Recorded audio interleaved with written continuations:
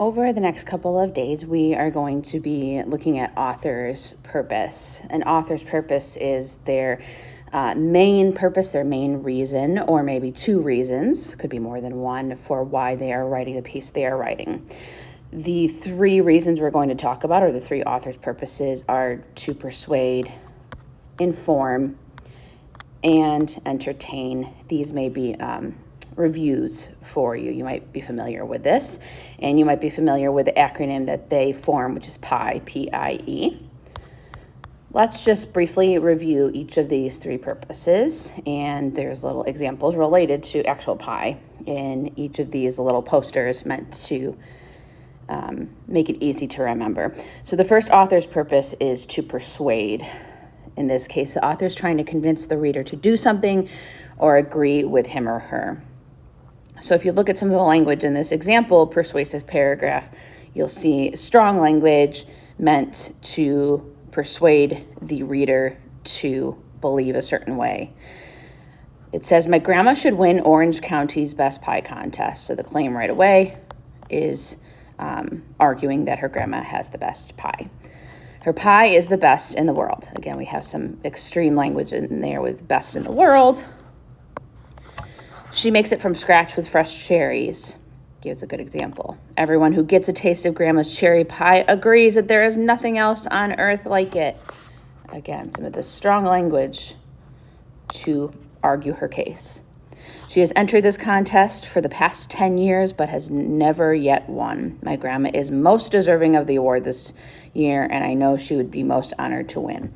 So giving a call to action for people, I think, to vote for her grandma's pie. So that is the purpose of persuading.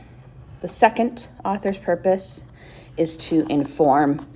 In this type of writing, the author is focusing on giving true and factual information about a topic. So you're going to see more dates, perhaps, or numbers, statistics, which are number facts.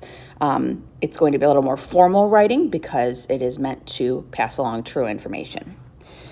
So this paragraph says the first pies made in the 12th century were quite different than the pies we eat today. So their claim is showing the difference between pies of the past and the pies we know today.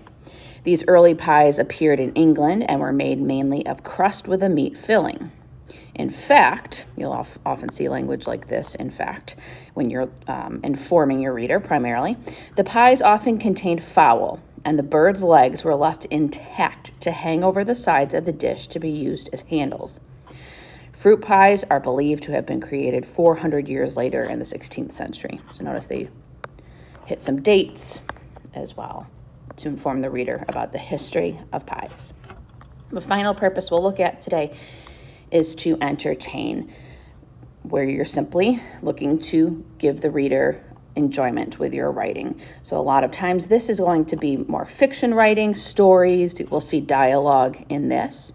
But you can do factual writing like we're going to do with our pet peeves and still use humorous language and ask the reader questions that make them really enjoy your writing piece. But this example says, Juliet and Jeff dropped their backpacks by the door. Like always, the twins were ready for a snack after their long day at school. They spotted the last piece of pumpkin pie at the same time. They made a mad dash for it, crashing into each other on the counter. Jeff snatched the glass dish up first, but didn't have a good grasp of it when Juliet made a swipe for it. Splat. Juliet, look what you did, Jeff cried. So we had dialogue in here. We had action, an onomatopoeia, splat, for you to imagine the pie smacking the ground. And I think this is supposed to be a humorous piece here. So these are our three purposes again: to persuade, to inform, and entertain. So the practice you are going to do underneath this video in the subfolder is a worksheet that you can choose to do on your own or with a partner. There are, I believe, 10 different very short passages, or more so they're describing what the writing piece is. And for each of these, you're deciding, is the author's purpose to entertain, persuade, or inform, okay? And then it's also going to ask you to explain your thinking. So you don't have to put your name on here, don't worry about that. So let's do the first one here together. and then you can do the rest on your own. So number 1 says a story. I think I'm going to underline that because I'm already getting a hint about a family trying to stick together and survive through the Great Depression in the Midwest in the 1930s. This one's a little tough for starters because the Great Depression actually did happen in the Midwest in the 1930s, and there may be information, factual information in there, but I'm thinking because it says a story that they're suggesting that it is a fiction piece and it's got themes of sticking together and survival. My best guess here is that the author's purpose in this would be to entertain, and I'm going to explain my answer by saying it's a story with entertaining themes of survival, for example, like I said.